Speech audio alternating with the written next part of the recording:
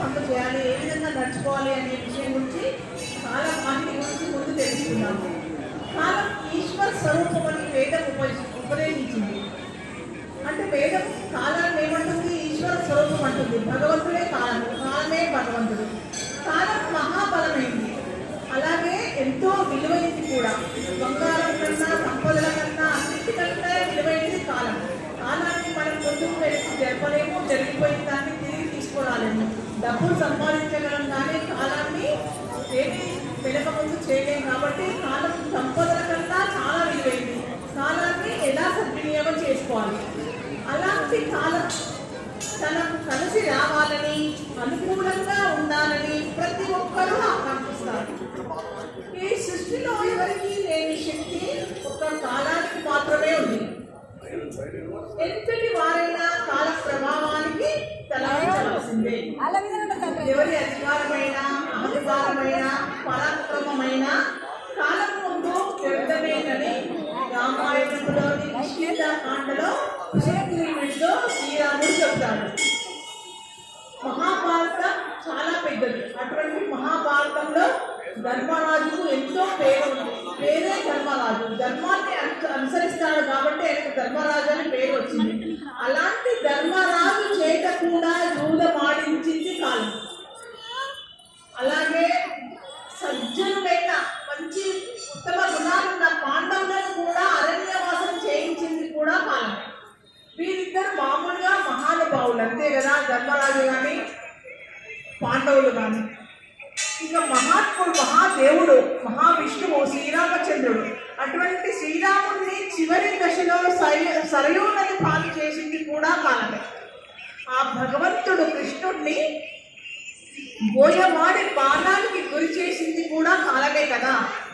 సమర్థుడైన వ్యక్తి ఏం చేశాడంటే, కాలం ఎంతో విలువైంది కాబట్టి సమర్థుడైన వ్యక్తి కాలాన్ని ఎంతో విలువనిస్తాడు. అలాంటి మనిషి ఒక్క నిమిషం కూడా కాలాన్ని వ్యర్థం చేయడు, వృధా చేయడు. ఆ వ్యక్తి ఎప్పుడు ఏది చేయాలో గ్రహించి వెంటనే తన పనిని పూర్తి చేస్తాడు. అందుకే భక్త కబీర్ ఏమన్నాడంటే, రేపు చేద్దామనుకున్న పనిని ఈరోజే చేయాలి, ఈరోజు చేద్దామనుకున్న పనిని, మంచి పనిని ఇప్పుడే చేయాలి. ఎందుకంటే క్షణంలో ఏం జరుగుతుందో తెలియదు. ఎప్పుడు వర్షం పడేది తెలియదు, ఎప్పుడు ప్రాణం పోయేది తెలియదు అంటారు కదా. ఏ క్షణంలో ఏం జరుగుతుందో తెలియదు. కాబట్టి మనం మంచి పనులు చేయాలి అనుకున్నప్పుడు ఏమీ మాత్రం ఆలస్యం చేయకుండా వెంటనే చేయాలి అని కబీర్ గారు చెప్పారు. కాలం చాలా అమూల్యమైనది, ఒక సంపద లాంటిది అంటున్నారు కానీ సంపద కంటే కూడా విలువైనది. అలాంటి కాలం అనే సంపదను కర్తవ్య నిర్వహణలో దక్షులైన వారు సద్వినియోగం చేసుకుంటారు. ఇక జీవితాన్ని ఉద్ధరించుకోవడానికి అవకాశం లభించినా కొంతమంది ఏం చేశారంటే సోమరితనంతో, అవివేకంతో కాలాన్ని వృధా చేసుకుంటారు. అలాంటి వారు కాలం కలిసి రాదంటూ ఎలాంటి ప్రయత్నాలు చేయకుండా సోమరితనంతో ఉంటారు. వారు భవిష్యత్తులో ఎటువంటి దాన్ని సాధించలేదు. కాలం ప్రతి మనిషికి ఆశాకిరణమే.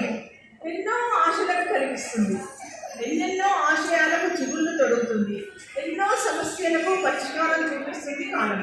అందుకే మన కాలం పైన ముందు నమ్మకం ఉండాలి. ఆ నమ్మకమే మనిషిని ముందుకు నడిపిస్తుంది. ముందు బతుకు పైన ఆశ ఉండాలి. అప్పుడే మనిషి ఏం చేస్తాడు? ఎన్ని కష్టాలు వచ్చినా సరే రాటు తేలుతాడు. రాటు తేలి తాను అనుకున్న లక్ష్యాలన్నింటినీ సాధిస్తాడు.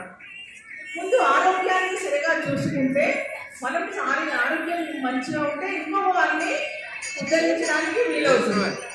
కాలం మనిషిని ముందుకు నడపడమే కాకుండా మనిషిని తగిన ఎటువంటి గాయాలైనా మారుతుంది. అంటే ఎన్నెన్నో గాయాలు తగ్గుతాయి, కింద పడతాము, యాక్సిడెంట్స్ అయితే ఎన్నో దెబ్బలు తగ్గుతాయి, కాలానుగుణంగా మెల్లిగా మారిపోతాయి కదా.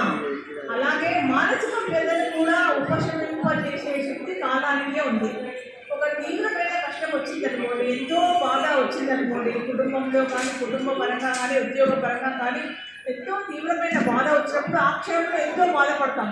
మెల్లిమెల్లిగా కొంత కాలం గడిచినా కొద్దీ ఆ బాధను ఉపశమింపజేసే శక్తి కూడా కాలానికి ఉంది. మెల్లిమెల్లిగా ఆ బాధను కూడా మర్చిపోయేటట్టుగా చేసే శక్తి కూడా కాలానికే ఉంది.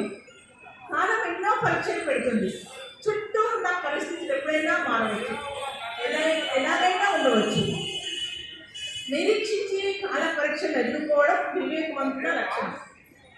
జీవితం ఎప్పుడూ ప్రణాళికాబద్ధంగా గడుస్తుందని భావించలేదు. అంటే మనం ఒక ప్రణాళిక వేసుకొని ఈ విధంగా గడపాలి అనుకుంటాం, కరెక్టే. కానీ అదే విధంగా గడుస్తుందని భావించలేదు. ఎన్నో ఒడిదుడుకులు రావచ్చు, ఎన్నో అవరోధాలు రావచ్చు, అడ్డంకులు, ప్రతిబంధకాలు రావచ్చు. అలాంటి సమయంలో జీవితం గతి తొక్కుతుంది అని కుంగిపోకూడదు. పుచ్చుకున్న ముళ్ళును నెమ్మదిగా తొలగించి ముందుకు సాగే ప్రయత్నం చేయాలి. అలా చేయగలిగినప్పుడే ఏ సమస్యనైనా పరిష్కరించే సామర్థ్యం మనకు పెరుగుతుంది. ఎప్పుడూ చైతన్యంతో ఉండే కాలమే మనకు స్ఫూర్తి ప్రదాత. కాలంతో పోటీ పడుతూ ఉన్నత శిఖరాలను చేరుకోవాలన్న తపన ప్రతి మనిషికి ఉండాలి. గతమంతా గడిచిపోయిన కాలం, ఎప్పుడూ అది తిరిగి రాదు.